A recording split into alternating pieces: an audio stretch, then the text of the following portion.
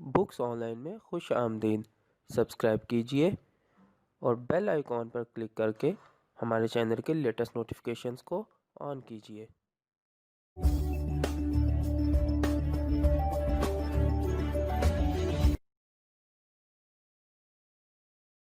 औज़ुबिल्लाहि मिनश्शैतानिर्रजीम बिस्मिल्लाहिर्रहमानिर्रहीम। आज हम कुदरतुल्लाह शहाब की किताब शहाब नामा के 44वें हिस्से के साथ हाजिर हैं। इस वक्त हम इस किताब का जो चैप्टर पढ़ रहे हैं वो है डिप्टी कमिश्नर की डायरी। आज हम इस किताब के चैप्टर मुलाकाती का आगाज़ करेंगे। इस वक्त हम इस किताब के सफ़ा नंबर 349 पर मौजूद हैं। आइए शुरू करते हैं।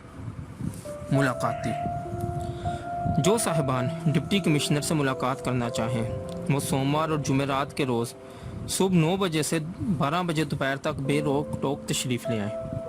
बेमकसद के मुलाकाती और सफारशी हजरात आने की तकलीफ़ ना उठाएं। यह उस नोटिस बोर्ड की इबारत है जो मैंने शुरू ही से अपने दफ्तर के सामने लगा दिया था। पहले तो इस सलीस इबारत का मफहूम किसी की समझ में ना आया और पेशावर मुलाकातियों और सफारशियों के अलावा और कोई शख्स मेरे नज़दीक तक न फटका। लेकिन रफ्ता रफ्ता हालात बड़ी सूरत से बदलने लगे। पीर और जुमेरात के रोज़ 2 क्लर्क सुबह 8 बजे से दफ्तर के बरामदे में बैठ जाते थे। जो आता था उनके नाम इसी तरतीब से एक फ़हरिस्त में दर्ज करते आते थे और मुलाकाती इसी फहरिस्त के मुताबिक बारी बारी सब मेरे पास आते थे। अव्वल शहर के हाजतमंद लोग आना शुरू हुए, फिर आसपास के कस्बों से कुछ लोग आने लगे और कुछ अरसे के बाद दूर दराज के देहात से हर तबके के लोग आने लगे। शुरू में मुलाकातियों की तादाद 15-20 के करीब होती थी। 2 महीने के अंदर अंदर इनकी तादाद 100-125 के लगभग पहुंच गई और कुछ अरसे के बाद ऐसा वक्त भी आया कि मुलाकात के रोज़ मुझे 3-3, 4-400 लोगों के साथ मिलना पड़ता था। एक रोज़ में इतने लोगों को भुगतना बड़ा सब्र आजमा मरहला होता था। लेकिन जब मैं ईमानदारी से जायज़ा लेता हूँ तो मुलाकातों के यही चंद रोज़ मेरी सारी मुलाजमत का असली सरमाया नज़र आते हैं। मालूम नहीं इसकी वजह किरदार की कमज़ोरी या माहौल की कजी है, लेकिन सच तो ये है कि सरकारी कुर्सी अच्छे खासे इंसान का हुलिया बिगाड़ देती है। इसकी फितरत टेढ़े तिरछे सांचों में ढलने लगती है। निगाह का जाविया बहुत हद तक भींगा हो जाता है। दफ्तर की फ़िज़ा में सांस लेने के बाद बाहर खुली हवा में घूमने वाले एक दूसरी मखलूक नज़र आने लगते हैं। दफ्तरी माहौल ज़िंदगी के हर पहलू पर एक कसीफ गुबार की तरह छा जाता है और ज़िंदगी की बेअंदाज़ा वुसअत सिमट समटा कर एक छोटे से गिरदाब में फंस कर रह जाती है। ख़ास तौर पर डिप्टी कमिश्नर का रिश्ता बनी नौ इंसान के साथ बेहद महदूद हो जाता है।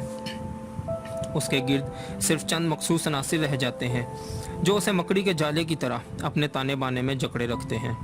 इन अनासिर में पहला अंसर सरकारी मुलाजमों और वकील साहिबान का है। मुलाजमों में मजिस्ट्रेट भी शामिल हैं, तहसीलदार, नायब तहसीलदार, थानेदार, कानून गो और पटवारी भी, और दफ्तर का अमला भी जिनमें सुपरिटेंडेंट, नाजिर, मिसल खां, पेशकार, वासिल, बाकी नवीस और पीए पेश होते हैं। अदालत की कुर्सी को एहतरामन इज़्ज़त माब के लफ्ज़ से मुखातिब किया जाता है, लेकिन यह तर्ज़ तख़ातब बहुत से वकला का तकिया कलाम बन जाता है और वो कमरा अदालत के अंदर और बाहर डिप्टी कमिश्नर को इसी तरह मुखातिब करते करते इस बेचारे को इज़्ज़त माबी के जहनी चस्के में बुरी तरह मुब्तला कर देते हैं। नॉर्मल ज़िंदगी में आपका लफ्ज़ काफ़ी इज़्ज़त और एहतराम का हामिल होता है, लेकिन ज़िले के अफसरों और एहलकारों के नज़दीक एहतराम की यह हद डिप्टी कमिश्नर की ज़ात के लिए ना काफ़ी और ना मौजू है। चनाचे वो हर वक्त इसे जनाब या हजूर के अलकाबात से मुखातिब करते हैं। पहले पहल तो ऐसे अलकाबात की तकरार काफ़ी नामानूस होती है, लेकिन रफ्ता रफ्ता डिप्टी कमिश्नर के कान इन अल्फाज के आदी हो जाते हैं। उसका दिलो दिमाग उनके सहर आफरीन सरूर में इस दर्जा मखमूर हो जाता है कि अगर कभी कोई दिल जलाए से आप कहकर मुखातिब करे तो ये हरकत डिप्टी कमिश्नर की शान में गुस्ताखी और निज़ाम हुकूमत के ख़िलाफ़ बगावत नज़र आने लगती है। दूसरा आंसर जो डिप्टी कमिश्नर की ज़ात पर एक जहरनाक गुबार की तरह छाया रहता है, शहरी रूसा और देहात के बड़े बड़े ज़िम्मेदार का है। इनमें से मदूदे चंद हजरात अपने या दूसरों के जायज़ मामलात लेकर आते हैं। कुछ लोग नाजायज़ मुतालबात और सिफारिशें लाते हैं, लेकिन अक्सर बुज़ुर्ग महज शौकिया मुलाकात फरमाने की लत पूरी किया करते हैं। इज़लाई इस्तिलाह में शौकिया मुलाकातें सलाम कहलाती हैं और ज़िम्मेदारों की बरादरी में इस सलाम को बड़ी समाजी और सियासी अहमियत हासिल होती है। اتوار کا روز ہے، ہفتے بھر کی دفتری بک بک جھک جھک کے بعد جی چاہتا ہے کہ آج کچھ گھنٹے اپنی مرضی کے مطابق گزارے جائیں، لیکن یہ امید محض خواب و خیال ہے، کیونکہ صبح ہی سے کوٹھی کے صحن میں بھانت بھانت کے معزز ملاقاتی جمع ہو رہے ہیں۔ یہ لوگ معزز اس لیے ہیں کہ عام ملاقات کے روز دوسرے لوگوں کے ساتھ تشریف لانا ان کے نزدیک کسر شان ہے۔ ان میں ایک بہت بڑے ذمہ دار ہیں، ان کے پاس 15-20 ہزار ایکڑ سے زیادہ زمین ہے اور ضلع کے صدر مقام میں ان کے کئی شاندار بنگلے ہیں۔ مہینے میں 1 یا 2 بار وہ 50-60 میل کا سفر طے کر کے ڈپٹی کمشنر سے ملاقات کرنے ضرور آتے ہیں۔ جب وہ شہر آتے ہیں تو ان کے ضلعوں میں مزاروں اور ملازموں کی ایک فوج کی فوج ہوتی ہے۔ کتے پالنا اور شکار کھیلنا ان کا محبوب مشغلہ ہے۔ ناچ گانے کا شوق بھی ہے اور عورت کے ذات کے ساتھ ان کی دلچسپی الف لیلا کی داستانوں کا مقابلہ کرتی ہے۔ ان کی کوٹھی کے صحن میں بندوقوں، گھوڑوں اور کتوں کے لاؤ لشکر دیکھ کر گمان ہوتا ہے کہ مغلیہ سلطنت کا کوئی شہزادہ ضلع سبحانی کے خلاف بغاوت کر کے دارالسلطنت پر چڑھائی کرنے جا رہا ہے۔ اپنے علاقے میں یہ بزرگ ذمہ داری کا حق ہی ادا نہیں کرتے، بلکہ مقامی نظم و نسق کی باغ دوڑ بھی بڑی مضبوطی سے اپنے ہاتھ میں رکھتے ہیں۔ کسی مزارے کا بیل چوری ہو جائے تو تھانے میں رپورٹ ان کی منظوری سے لکھائی جاتی ہے۔ کسی کو بندوق کا لائسنس درکار ہو تو اس کی درخواست ذمہ دار صاحب کی وساطت سے آگے بڑھتی ہے۔ مقدموں کی پیرویاں بھی ذمہ دار کی خوشنودی کے ساتھ پروان چڑھتی ہیں۔ قصہ مختصر یہ کہ مقامی افسروں اور عوام کے درمیان اس قسم کے ذمہ دار دیوارے چین کی طرح حائل ہو جاتے ہیں۔ دوسرے الفاظ میں بڑی بڑی ذمہ داریاں ایک مضبوط چھلنی کا کام دیتی ہیں۔ جو لوگ یا جو معاملات اس چھلنی سے بخوبی گزر جائیں وہ خداوندان حکومت کی توجہ کے مستحق بن جاتے ہیں۔ باقی ساری مخلوق ذمہ داری کی پر پیچ غلام گردشوں میں پس پردہ رہ جاتی ہے۔ اس باریک چھلنی سے گزرنے کے لیے انسان کو خوب اچھی طرح پسنا پڑتا ہے۔ انانیت، خودداری، خود اعتمادی اور آزادی کے روڑے اس چھلنی کے مہین سوراخوں سے گزرنے کی اہلیت نہیں رکھتے۔ چھاج اور چھلنی کے اس نظام میں کئی فوائد ہیں۔ ایک طرف تو ضلع کی انتظامیہ اعلیٰ نسل کے برہمن کی طرح عوام الناس کے شودروں سے بڑی حد تک دور رہتی ہے۔ دوسرے یہ کہ بڑے ذمہ داروں کی اپنے مزاروں پر گرفت مضبوط رہتی ہے تاکہ یہ برتری وہ حسب ضرورت حکومت اپنے ذاتی مفاد میں کام لا سکیں۔ میں نے اس روایتی نظام میں کسی قدر دخل دے کر عوام کے ساتھ براہ راست رابطہ قائم کرنے کی کوشش کی تو ذمہ دارہ برادری میں بڑی تشویش پھیل گئی۔ کچھ لوگ یہ کہہ کر ہنسے کہ یہ نوجوان اور ناتجربہ کار آدمی ہے، 4 دن میں منہ کی کھا کر ہمارے سامنے ہی گھٹنے ٹیکنے پر مجبور ہو جائے گا۔ دوسروں نے غصے سے کہا کہ ہم لوگ بھی مٹی کے مادھو نہیں ہیں، ہم اس بچگانہ نظام کو ایک پھونک سے اڑا کر مکڑی کے جالے کی طرح تتر بتر کر دیں گے۔ لیکن میں بھی ثابت قدمی سے اپنے طریقہ کار پر ڈٹا رہا۔ روز بروز ملاقاتیوں کا حلقہ وسیع سے وسیع تر ہوتا گیا۔ کسی منچلے نے کچہری کے احاطے میں ملاقاتی ہوٹل کے نام سے ایک ہوٹل بھی کھول لیا۔ دور دراز سے آنے والے لوگ سر شام ہی یہاں پہنچ جاتے تھے اور ملاقاتی ہوٹل میں بان کی چارپائی پر رات گزارتے تھے تاکہ صبح ملاقاتیوں کی فہرست میں دوسروں سے پہلے اپنا نام درج کروا سکیں۔ ملاقات کے روز میں بھی ایک رجسٹر کھول کر سامنے رکھ لیتا تھا۔ ہر سائل کی شکایت اس میں درج کر دیتا تھا۔ اگر معاملہ مقامی نوعیت کا ہوتا تو متعلقہ افسر کو اپنے پاس بلا کر اسی وقت میں ہی فیصلہ کر دیتا تھا۔ اگر مضافات میں کسی پٹواری، نائب تحصیلدار یا تھانے دار سے کوئی رپورٹ طلب کرنا ہوتی تو عرضی پر یہ حکم لکھ کر سائل کے حوالے کر دیتا کہ یہ رپورٹ ساتھ لے کر فلاں تاریخ کو دوبارہ حاضر ہو۔ یہ حکم اور یہ اگلی پیشی کی تاریخ میں اپنے رجسٹر میں بھی درج کر لیتا تھا۔ پہلے تو کسی پٹواری اور تھانے دار وغیرہ نے ایسی درخواستوں کو درخور اتنا نہ سمجھا اور سائلوں کو ڈرا دھمکا کر بھگا دیا۔ جب مقررہ تاریخ پر کوئی سائل رپورٹ حاصل کیے بغیر خالی ہاتھ واپس آتا تو میں اسے اپنی کار میں بٹھا کر دور دراز علاقوں میں متعلقہ تھانوں یا پٹواریوں کے ڈیرے پر جا پہنچتا اور سائل کے کاغذات برآمد کر کے اس کے مسائل پر وہیں کھڑے کھڑے مناسب احکام جاری کر دیتا۔ میرے اس طرز عمل کا چرچا پھیلا تو رفتہ رفتہ محکمہ مال اور پولیس کا عملہ بھی اپنی اپنی جگہ محتاط ہو گیا اور میرے ملاقاتیوں کے کام بڑی حد تک نچلی سطح پر حل ہونا شروع ہو گئے۔ میرا ایک ملاقاتی سفید ریش بزرگ صفت اور نیک دل انسان تھا۔ اس کی باری آئی تو اس نے اپنا عصا کئی بار زور زور سے میری میز پر مارا اور گرجدار آواز میں کڑک کر بولا، انصاف کی رسی ہاتھ سے مت چھوڑو، یہ بات ہرگز نہ بھولو کہ قیامت بہت قریب ہے اور ہر شخص خدا تعالیٰ کی بارگاہ میں اپنے اعمال کا جواب دہ ہوگا۔ اس قسم کے خالص تبلیغی ملاقاتی شاذ و نادر ہی نظر آتے تھے، ورنہ اکثریت تو ایسے لوگوں کی ہوتی تھی جو کسی محکمانہ کارروائی یا کسی مفسد کی چیرہ دستی یا محض قدرت کی ستم ظریفی کا شکار ہوتے تھے۔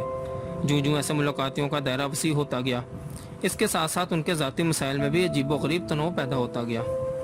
ایک طوائف کو شکایت تھی کہ اس کی ہمسائی رات کے وقت نیم اڑیاں لباس پہنتی ہے اور بس برسر عام اپنی بے حجابی اور بد اخلاقی کا مظاہرہ کر کے شریفانہ مارکیٹ پر برا اثر ڈالتی ہے۔ ایک ساس اپنی لڑاکا بہو کے خلاف شکایت نامہ لائی۔ ایک مڈل سکول کی استانی کو خطرہ تھا کہ اگر اس نے ایک امیر تاجر کی کن ذہن لڑکی کو اچھے نمبروں سے پاس نہ کیا تو اسے غنڈوں کے ذریعے اغوا کر لیا جائے گا۔ ایک روز ایک بے حد مفلوق الحال بڑھیا آئی، رو رو کر بولی کہ میری چند بیگھہ زمین ہے جسے پٹواری نے اپنے کاغذات میں اس کے نام منتقل کرنا ہے، لیکن وہ رشوت لیے بغیر یہ کام کرنے سے انکاری ہے۔ رشوت دینے کی توفیق نہیں۔ 3-4 برس سے وہ طرح طرح کے دفتروں میں دھکے کھا رہی ہے، لیکن کہیں سنوائی نہیں ہوئی۔ اس کی دردناک ببتا سن کر میں نے اسے اپنی کار میں بٹھایا اور جھنگ شہر سے 60-70 میل دور اس کے گاؤں کے پٹواری کو جا پکڑا۔ ڈپٹی کمشنر کو اپنے گاؤں میں یوں اچانک دیکھ کر بہت سے لوگ جمع ہو گئے۔ پٹواری نے سب کے سامنے قسم کھائی کہ یہ بڑھیا بڑی شرانگیز عورت ہے اور زمین کے انتقال کے بارے میں جھوٹی شکایتیں کرنے کی عادی ہے۔ اپنی قسم کی عملی طور پر تصدیق کرنے کے لیے پٹواری اندر سے ایک جزدان اٹھا کر لایا اور اسے اپنے سر پر رکھ کر کہنے لگا، حضور دیکھیے، میں اس مقدس کتاب کو سر پر رکھ کر قسم کھاتا ہوں۔ گاؤں کے ایک نوجوان نے مسکرا کر کہا، جناب ذرا یہ بستہ کھول کر بھی دیکھ لیں۔ ہم نے بستہ کھولا تو اس میں قرآن شریف کی جلد نہیں بلکہ پٹوار خانے کے رجسٹر بندھے ہوئے تھے۔ میرے حکم پر پٹواری بھاگ کر ایک اور رجسٹر لایا اور سر جھکا کر بڑھیا کی انتقال راضی کا کام مکمل کر دیا۔ میں نے بڑھیا سے کہا، بی بی لو تمہارا کام ہو گیا، اب خوش رہو۔ بڑھیا کو میری بات کا یقین نہ آیا۔ اپنی تشفی کے لیے اس نے نمبردار سے پوچھا، کیا سچ مچ میرا کام ہو گیا ہے؟ نمبردار نے اس بات کی تصدیق کی تو بڑھیا کی آنکھوں سے بے اختیار خوشی کے آنسو بہنے لگے۔ اس کے دوپٹے کے ایک کونے میں کچھ ریزگاری بندھی ہوئی تھی۔ اس نے اسے کھول کر 16 آنے گن کر اپنی مٹھی میں لیے اور اپنی دانست میں دوسروں کی نظر بچا کر چپکے سے میری جیب میں ڈال دیے۔ اس ادائے معصومانہ اور محبوبانہ پر مجھے بھی بے اختیار رونا آ گیا۔ یہ دیکھ کر گاؤں کے کئی دوسرے بڑے بوڑھے بھی ابدیدہ ہو گئے۔ یہ 16 آنے واحد رشوت ہے جو میں نے اپنی ساری ملازمت کے دوران قبول کی۔ اگر مجھے سونے کا ایک پورا پہاڑ بھی مل جاتا تو میری نظر میں ان 16 آنوں کے سامنے اس کی کوئی قدر و قیمت نہ ہوتی۔ میں نے ان آنوں کو ابھی تک خرچ نہیں کیا کیونکہ میرا گمان ہے کہ یہ ایک ایسا متبرک تحفہ ہے جس نے مجھے ہمیشہ کے لیے مالا مال کر دیا ہے۔ میرا ایک عجیب ملاقاتی 9 یا 10 سالہ بچہ تھا جو شہر کے ایک دور افتادہ محلے سے مجھے ملنے آیا تھا۔ دفتر کے اجنبی ماحول میں وہ کچھ سہما سا تھا، لیکن اس نے بڑی صفائی سے کہا، میری ماں مر رہی ہے۔ تمہاری ماں کہاں ہے؟ میں نے پوچھا۔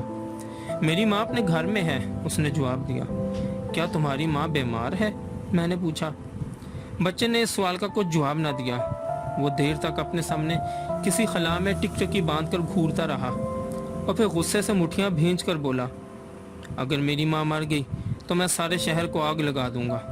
میں نے بچے کو پکڑ کر اپنے پاس بٹھا لیا اور جب کام ختم ہوا تو میں نے اسے کہا کہ وہ مجھے اپنے گھر لے چلے۔ ایک تنگو تری گلی میں ایک تنگو تری کوٹھری تھی۔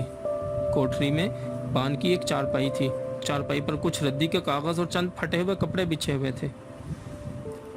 ان کی سیج پر ایک ادھیڑ عمر عورت بے ہوش پڑی تھی۔ اسے ڈبل نمونیا تھا۔ اس کا کرتا بھی کئی جگہ سے پھٹا ہوا تھا۔ کوٹھری میں 2-3 خالی برتن تھے اور در و دیوار پر موت کا سایہ لرز رہا تھا۔ تمہارے گھر میں اور کوئی نہیں؟ میں نے بچے سے پوچھا۔ میری دادی ہے، باہر گوبر چن رہی ہے۔ میں بچے کے ساتھ باہر آیا۔ گلی میں گونگی اور بہری عورت تازہ گوبر اٹھا کے ٹوکری میں جمع کر رہی تھی۔ اس کی کمر خمیدہ تھی۔ چہرے پر افسردہ انگوروں کی طرح جھریوں کے گچھے لٹک رہے تھے۔ گوبر کو ٹوکری میں ڈالنے سے پہلے وہ اسے اپلوں کی صورت میں ڈھال لیتی تھی تاکہ سکھا کر وہ اسے گھر میں ایندھن کے طور پر استعمال کر سکے۔ ایک روز ایک پرائمری اسکول کا استاد رحمت علی آیا۔ وہ چند ماہ کے بعد ملازمت سے ریٹائر ہونے والا تھا۔ اس کی 3 جوان بیٹیاں تھیں۔ رہنے کے لیے اپنا گھر بھی نہیں تھا۔ پینشن نہایت معمولی ہوگی۔ اسے یہ فکر کھائے جا رہی تھی کہ ریٹائر ہونے کے بعد وہ کہاں رہے گا، لڑکیوں کی شادیاں کس طرح ہو سکیں گی، کھانے پینے کا خرچ کیسے چلے گا۔ اس نے مجھے سرگوشی میں بتایا کہ پریشانی کے عالم میں وہ کئی ماہ سے تہجد کے بعد رو رو کر اللہ تعالیٰ کی بارگاہ میں فریادیں کرتا رہا ہے۔ چند روز قبل سے خواب میں رسول اللہ صلی اللہ علیہ وسلم کی زیارت ہوئی، جس میں حضور صلی اللہ علیہ وسلم نے فرمایا کہ تم جھانک جا کر ڈپٹی کمشنر کو اپنی مشکل بتاؤ، اللہ تمہاری مدد کرے گا۔ پہلے تو مجھے شک ہوا کہ یہ شخص ایک جھوٹا خواب سنا کر مجھے جذباتی طور پر بلیک میل کرنے کی کوشش کر رہا ہے۔ میرے چہرے پر شک اور تذبذب کے آثار دیکھ کر رحمت الہی ابدیدہ ہو گیا اور بولا، جناب میں جھوٹ نہیں بول رہا، اگر جھوٹ بولتا تو اللہ کے نام پر بولتا، حضور رسول پاک صلی اللہ علیہ وسلم کے نام پر کیسے جھوٹ بول سکتا ہوں؟ اس کی اس منطق پر میں نے حیرانی کا اظہار کیا تو اس نے فوراً کہا، آپ نے سنا نہیں کہ باخدا دیوانہ و با مصطفیٰ ہوشیار باش؟ یہ سن کر میرا شک پوری طرح رفع تو نہ ہوا، لیکن سوچا کہ اگر یہ شخص غلط بیانی سے بھی کام لے رہا ہے تو ایسی عظیم ہستی کے اسم مبارک کا سہارا لے رہا ہے جس کی لاج رکھنا ہم سب کا فرض ہے۔ چنانچہ میں نے رحمت الہی کو 3 ہفتے کے بعد دوبارہ میرے پاس آنے کے لیے کہا۔ اس دوران میں نے خفیہ طور پر اس کے ذاتی حالات کا کھوج لگایا اور یہ تصدیق ہو گئی کہ وہ اپنے علاقے میں نہایت سچا، پاکیزہ اور پابند صوم و صلاۃ آدمی مشہور ہے، اور اس کے گھریلو حالات بھی وہی تھے جو اس نے بیان کیے تھے۔ اس زمانے میں کچھ عرصے کے لیے صوبائی حکومت نے ڈپٹی کمشنروں کو یہ اختیار دے رکھا تھا کہ سرکاری بنجر زمین کے 8 مربع تک ایسے خواہش مندوں کو طویل میعاد پر دیے جا سکتے ہیں جو انہیں آباد کرنے کے لیے آمادہ ہوں۔ میں نے اپنے مال افسر کو بلا کر کہا کہ وہ کسی مناسب جگہ کراؤن لینڈ کے ایسے 8 مربع تلاش کرے جنہیں جلد از جلد زیر کاشت لانے میں کوئی خاص دشواری پیش نہ آئے۔ غلام عباس مال افسر نے غالباً یہ سمجھا کہ شاید یہ اراضی میں اپنے کسی عزیز کو دینا چاہتا ہوں۔ دیکھتے ہی دیکھتے اس نے پکی سڑک کے قریب نیم آباد سی زمین ڈھونڈ نکالی اور رحمت الہی کے نام الاٹمنٹ کی ضروری کارروائی کر کے سارے کاغذات میرے حوالے کر دیے۔ دوسری پیشی پر جب رحمت الہی حاضر ہوا تو میں نے یہ نذرانہ اس کی خدمت میں پیش کر کے اسے مال افسر کے حوالے کر دیا کہ وہ قبضہ وغیرہ دلوانے اور باقی ضروریات پوری کرنے میں اس کی پوری مدد کرے۔ تقریباً 9 برس کے بعد میں صدر ایوب کے ساتھ کراچی میں کام کر رہا تھا کہ ایوان صدر میں میرے نام ایک رجسٹرڈ خط موصول ہوا۔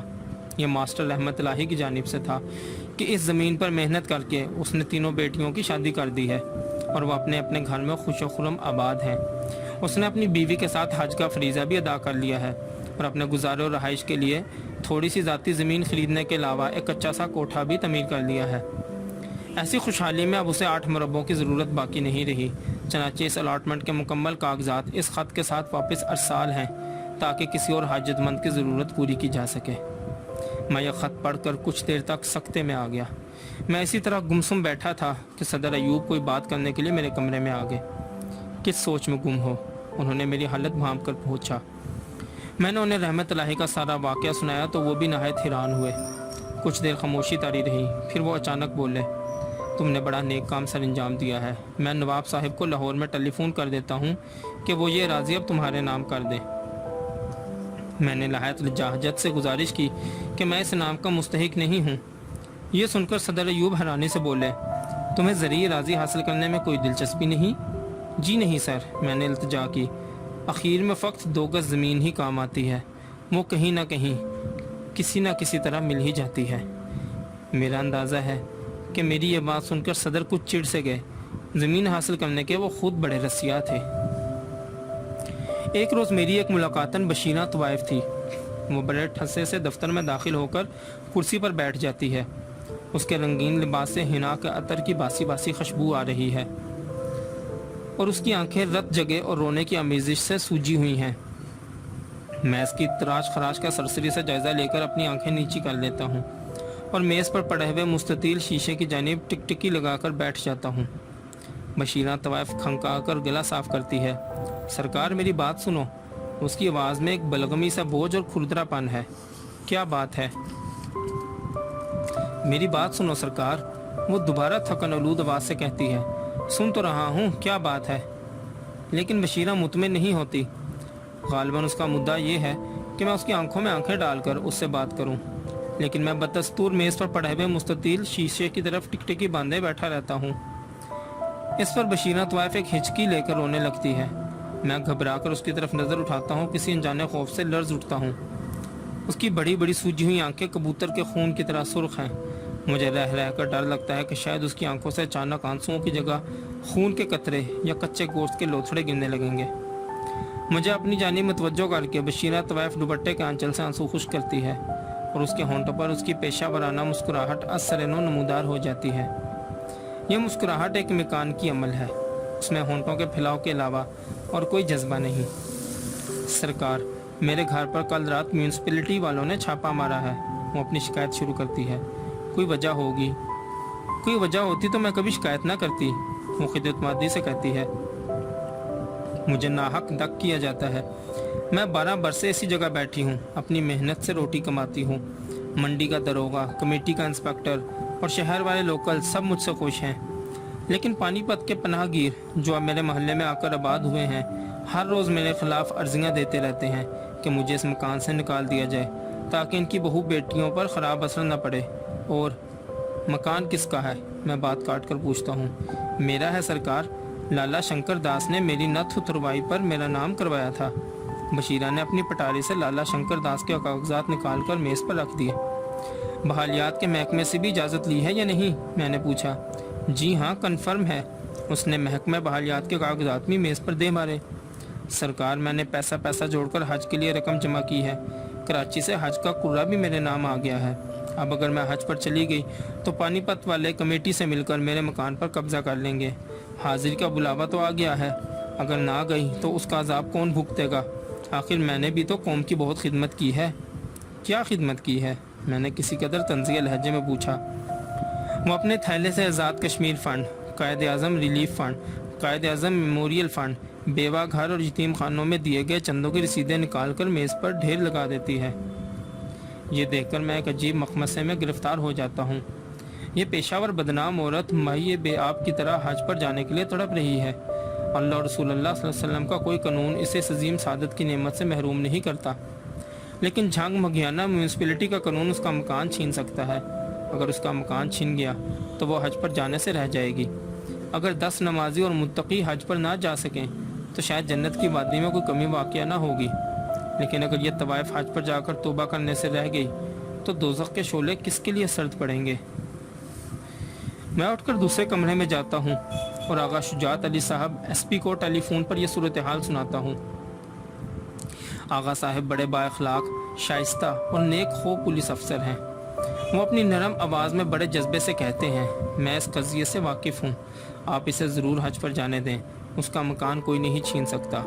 اس کی غیر حاضری میں پولیس اس کے مکان کی حفاظت کرے گی۔ واپس آ کر میں بشیرہ سے کہتا ہوں، تم ضرور حج پر روانہ ہو جاؤ، تمہارے مکان کو کوئی ہاتھ نہیں لگائے گا، تمہاری واپسی تک پولیس اس کی حفاظت کرے گی۔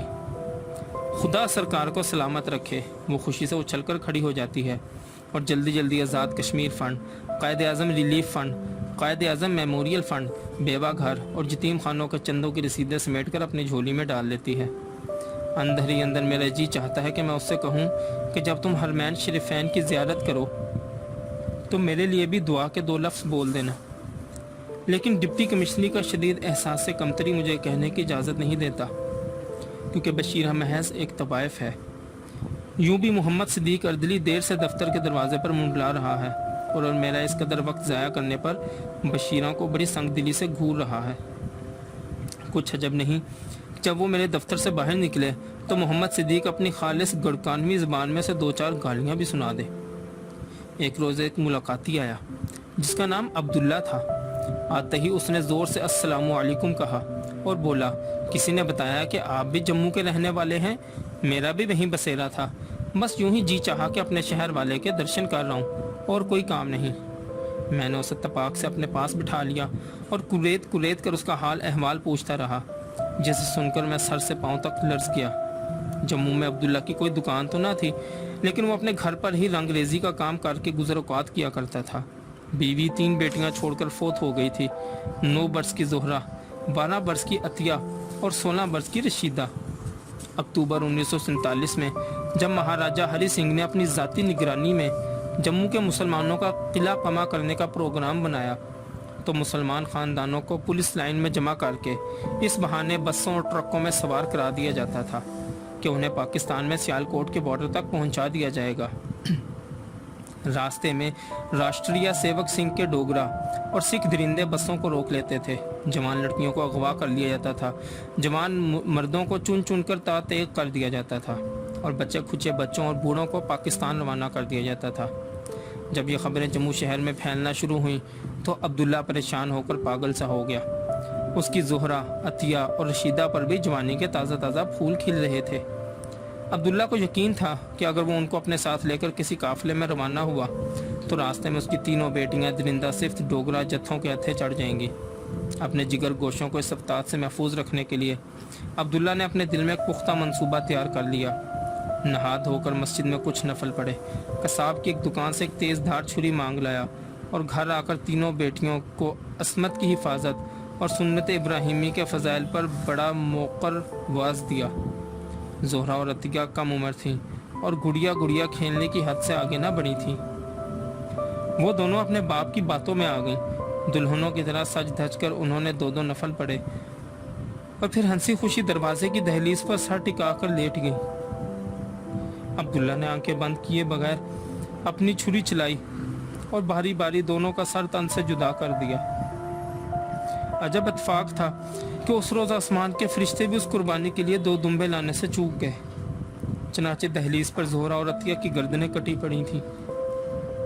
کچے فرش پر گرم گرم خون کی دھاریں بہہ بہہ کر بیل بوٹے کاٹ رہی تھیں۔ کمرے کی فضا میں بھی ایک سوندھی سوندھی سی خوشبو رچی ہوئی تھی۔ اور اب عبداللہ اپنے ہاتھ میں خون اشام چھری تھامے رشیدہ کو بلا رہا تھا، لیکن رشیدہ اس کے قدموں میں گری کپ کپا رہی تھی، تھر تھرا رہی تھی، گڑ گڑا رہی تھی۔ اگر وہ پڑھی لکھی ہوتی تو بڑی آسانی سے اپنے باپ کو للکار سکتی تھی کہ میں کوئی پیغمبر زادی نہیں ہوں، نہ تم ہی کوئی پیغمبر ہو، کیونکہ ہمارا دین تو صدیوں پہلے کامل ہو چکا ہے۔ پھر تمہیں کیا مصیبت پڑی ہے کہ خواہ مخواہ میری گردن کاٹ کر ادھوری سنتیں پوری کرو؟ لیکن رشیدہ انجان تھی، کم عقل تھی اور فصاحت و بلاغت کی ایسی تشبیہات اور تلمیحات استعمال کرنے سے قاصر تھی۔ وہ محض عبداللہ کے قدموں پر سر رکھے بلک بلک کر رو رہی تھی، ابا ابا، آپا آپا۔ رشیدہ کی گڑگڑاہٹ پر عبداللہ کے پاؤں بھی ڈگمگا گئے۔ اس نے چھری ہاتھ سے پھینک دی۔ بہروپیوں کی طرح اس نے رشیدہ کو ایک بدصورت سی بڑھیا کے روپ میں ڈھالا اور کلمہ کا ورد کرتا ہوا اسے ساتھ لے کر ٹرک پر بیٹھ گیا۔ جب ٹرک والے نے قافلے کو سوچیت گڑھ لا کر اتارا اور وہ لوہے کا پھاٹا عبور کر کے پاکستان کی سرحد میں داخل ہو گئے تو یکایک عبداللہ کو زہرہ اور عطیہ کی یاد آئی، جن کے ساتھ جموں میں دروازے کی دہلیز پر کٹے پڑے تھے اور جو پھٹی پھٹی منجمد آنکھوں سے چھت کی طرف دیکھتی دیکھتی دم توڑ گئی تھی۔ وہ کمر تھام کر سڑک کے کنارے بیٹھ گیا اور رشیدہ کو گلے سے لگائے دیر تک دھاڑے مار مار کر روتا رہا۔ سیالکوٹ کے مہاجر کیمپ میں آ کر رفتہ رفتہ رشیدہ کی زلفیں پھر لہرانے لگیں۔ اس کی سرنگی آنکھوں میں پھر وہی پرانی چمک جگمگانے لگی، لیکن ہولے ہولے عبداللہ نے محسوس کیا کہ اس چمک میں جو شبنم کی تازگی اور ستاروں کی سی پاکیزگی جھلکا کرتی تھی وہ ماند پڑ رہی ہے۔ اور ایک دن اس نے خود اپنی آنکھوں سے دیکھ لیا کہ ناموس ملت کے جن انمول آبگینوں کو وہ ڈوگروں اور سکھوں کے نرغے سے بچا کر لایا تھا وہ خدا کی مملکت میں سرے بازار بک رہے ہیں۔ آدھی آدھی رات کے جب رشیدہ کیمپ میں واپس آتی تو اس کا دامن پھلوں، مٹھائیوں، رنگ برنگ کپڑوں، پاؤڈر اور کریم وغیرہ کے خوبصورت پیکٹوں سے بھرا ہوتا تھا۔ عبداللہ غضبناک ہو کر اسے مارتا، پیٹتا اور رشیدہ کو پچھاڑ کر اس کا گلا گھونٹنے کی کوشش کرتا۔ جب رشیدہ کا سانس اکھڑنے لگتا اور اس کی آنکھیں ابھر کر باہر نکلنے لگتی تو اچانک اسے جموں کی وہ خون آلود دہلیز یاد آ جاتی جس پر وہ زہرہ اور عطیہ کی بے نور آنکھوں کو چھت کی جانب گھورتے چھوڑ آیا تھا۔ عبداللہ کے ہاتھ راشا کھا کر لرز اٹھتے، اس کا سر لٹو کی طرح اس کی گردن پر گھومنے لگتا اور وہ رشیدہ کو چھوڑ کر کیمپ کے دوسرے کنارے پر بیٹھا ساری رات روتا رہتا۔ ایک روز رشیدہ نے ترس کھا کر خود ہی اپنے باپ کو روز روز کی اذیت سے نجات دے دی۔ اس نے کیمپ چھوڑ دیا اور راتوں رات کسی کے ساتھ فرار ہو کر نہ جانے کہاں غائب ہو گئی۔ عبداللہ بھی کیمپ چھوڑ کر پہلے گجرات، پھر لائل پور اور اس کے بعد جھنگ آ گیا۔ جھنگ میں اس نے پہلے ریہڑی کا انتظام کیا اور دوسروں کی دیکھا دیکھی ریل بازار میں سبزی بیچنے کا کام شروع کر دیا، لیکن تجارتی بورڈ نے پے در پہ ریزولیشن پاس کر کے اس کا ناک میں دم کر دیا، کیونکہ ریل بازار میں ریڑیوں کی بھرمار سے بڑی دکانوں کے بزنس میں خلل پڑتا تھا۔ سخت جال ریڑی والے تو تجارتی بورڈ کی قراردادوں، کمیٹی والوں کی دھونس اور پولیس کے دباؤ کے باوجود نہیں جمے رہے، لیکن سہما ہوا عبداللہ شہید روڈ پر اٹھایا، جہاں قوم کا غم قلت کرنے کے لیے مسجد، سینما اور ریڈیو اور گراموفون دن رات مسلسل مصروف عمل رہتے تھے۔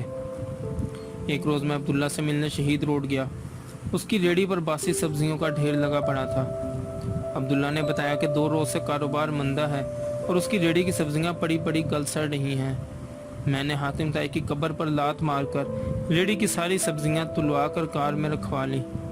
پیسے ادا کرنے کے بعد وہاں سے روانہ ہونے لگا تو سڑک کے دوسرے کنارے پر زمین پر بیٹھے ہوئے ایک موچی نے ہاتھ کے اشارے سے مجھے اپنے پاس بلایا۔ میں اس کے پاس گیا تو وہ دوسروں کے ٹوٹے ہوئے جوتے گانٹھنے میں منہمک تھا۔ میری جانب نظر اٹھائے بغیر وہ بڑبڑایا، خوب بچہ بے سالے، ٹھہری تھی کہ یوں ہی گزر جائے تو سالے کو کوڑی کر کے اسی ریڑھی میں بٹھا دیا جائے۔ اس کے بعد میں متعدد بار اس پراسرار موچی سے باتیں کرنے اس کے اڈے پر گیا، لیکن اس نے پھر کبھی کوئی لفٹ نہ دی۔ جھنگ کا ایک جانا پہچانا ادیب اور صحافی بلال زبیری مجھے ملنے آیا۔ باتوں باتوں میں اس نے بتایا کہ لاہور میں سعادت حسن منٹو اتنا شدید بیمار ہے کہ جان کے لالے پڑے ہوئے ہیں۔ منٹو سے میری کافی پرانی صاحب سلامت تھی۔ چند روز بعد میں لاہور میں اس سے ملنے گیا۔ بیگم منٹو نے بتایا کہ جگر میں خرابی ہے، دوائیں کام نہیں کرتی کیونکہ وہ پینے پلانے سے پرہیز نہیں کرتے۔ ڈاکٹر صاحب نے بھی کہا کہ اگر وہ کچھ عرصہ شراب کو منہ نہ لگائیں تو شاید ہمارا علاج بھی کارگر ثابت ہونے لگے۔ میں نے بیگم منٹو سے اجازت لی اور بہلا پھسلا کر منٹو کو اپنے ساتھ جھنگ لے آیا۔ 2-3 دن وہ بڑا خوش رہا، میرے ساتھ شہر سے نکل کر دیہاتی ماحول میں گھومتا پھرتا، کہیں کہیں چلتے ہوئے راہٹ پر نہا بھی لیتا۔ لیکن چوتھے روز اس کا موڈ بگڑ گیا، جھنجھلا کر کہنے لگا، یہ گھر ہے یا حوالات؟ نہ کوئی دوست یار، نہ کوئی میل ملاقاتی، نہ کوئی رونق، نہ کوئی محفل۔ توبہ توبہ، کیا بےہودہ جگہ ہے۔ میں نے وعدہ کیا کہ کل ہم ایسے علاقے کا دورہ کرنے جائیں گے جسے دیکھ کر اس کی طبیعت خوش ہو جائے گی، لیکن وہ بدستور آزردگی سے خاموش بیٹھا رہا۔ شام کو جب میں دفتر سے واپس آیا تو اس کا کمرہ خالی پڑا تھا۔ صدیق اردلی نے بتایا کہ مہمان صاحب کو فوراً لاہور جانا پڑ گیا تھا۔ میری فرمائش پر کمپنی کی بس انہیں لینے کوٹھی پر ہی آ گئی تھی۔ ڈرائیور نے فرنٹ سیٹ ان کے لیے خالی رکھی تھی، راستے میں ان کا خیال بھی ضرور رکھے گا۔ میں نے تاکید کر دی تھی۔ جھنگ میں منٹو کا دل کیسے لگتا، وہ تو بقول فیض اس عقیدے کا آدمی تھا۔ آئے کچھ ابر، کچھ شراب آئے، اس کے بعد آئے جو عذاب آئے۔ جھنگ کا ایک پڑھا لکھا نوجوان احسار رائی بھی کبھی کبھی مجھے ملنے کے لیے آ جایا کرتا تھا۔ وہ ان دنوں فاقہ مستی کا شکار تھا اور آئے دن روزگار کی تلاش میں شہر شہر گھوما کرتا تھا۔ اس کا ایک دوست لیل پور کے محکمہ مواصلات میں سینئر کلرک تھا۔ اس محکمے میں ایک کلرک کی اسامی نکلی تو اس نے احسار رائی کو بلا کر اپنے پاس رکھا اور اس سے کلرک کی خالی جگہ کے لیے درخواست دلوا دی۔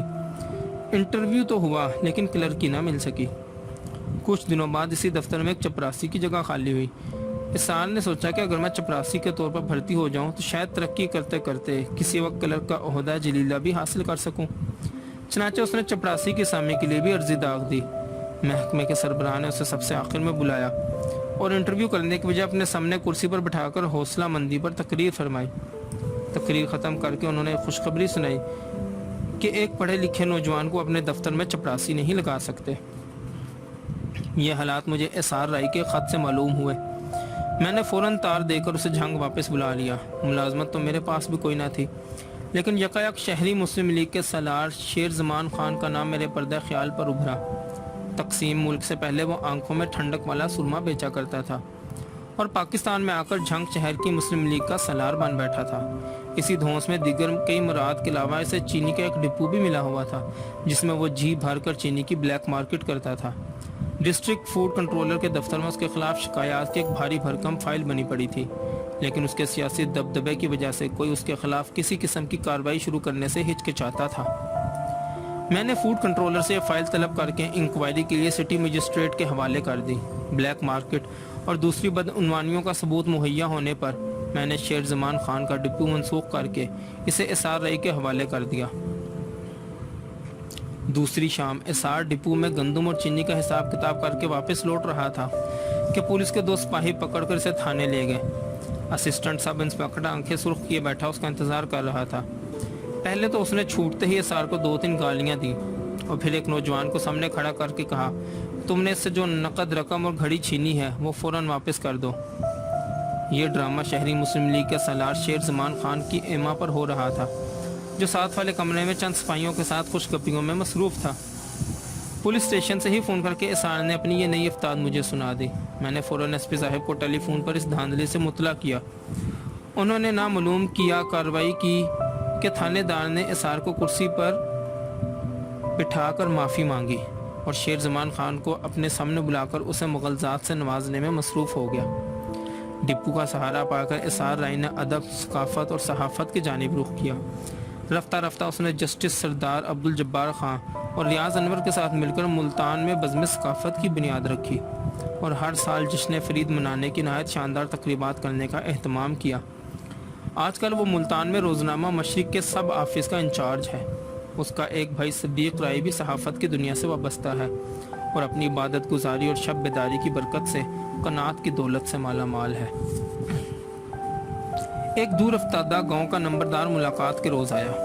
اس نے بتایا کہ کچھ عرصے سے ایک ملنگ نے گاؤں میں ڈیرا ڈالا ہوا ہے۔ دوپہر کے وقت موسم گرما کی شدید تمازت میں بھی وہ آگ جلا کر باہر دھوپ میں بیٹھتا ہے اور دن بھر چلم پیتا رہتا ہے۔ دور دور سے لوگ اپنی مرادیں لے کر اس کے پاس آتے ہیں۔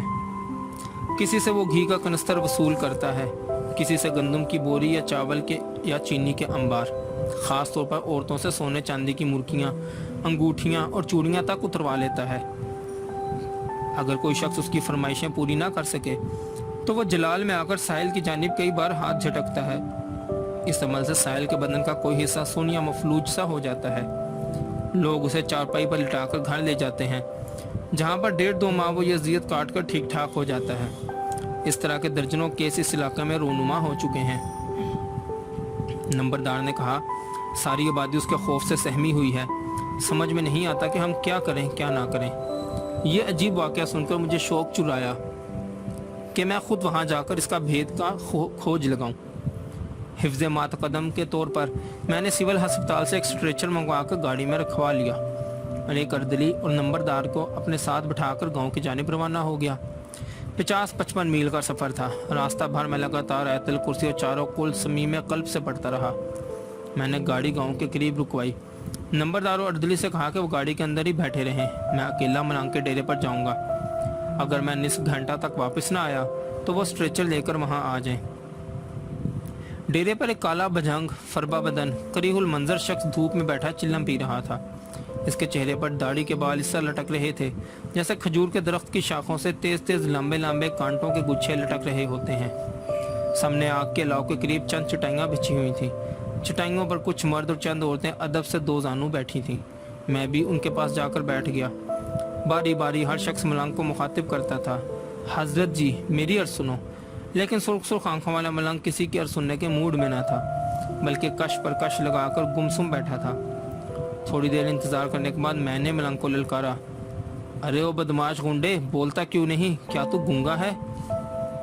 یہ سنتے ہی چٹائیوں پر بیٹھے لوگ اٹھ کر بھاگ گئے اور دور کھڑے ہو کر مجھے نصیحت کرنے لگے، شہری بابو تجھے معلوم نہیں یہ جلالی بابا ہے، تم کو بھسم کر ڈالے گا۔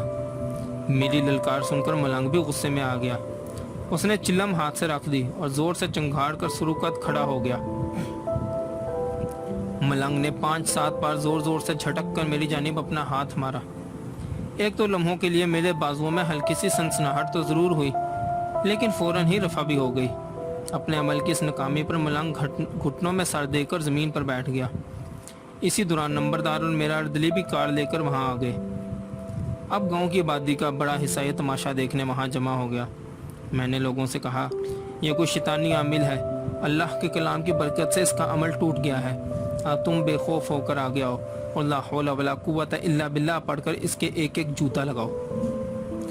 یہ سن کر گاؤں کا ایک زندہ دل نوجوان زور زور سے لاہور پڑھتا ہوا آیا اور ملنگ کو زمین پر الٹا لٹا کر اس کی پیٹھ پر گھوڑے کی طرح سوار ہو کر بیٹھ گیا۔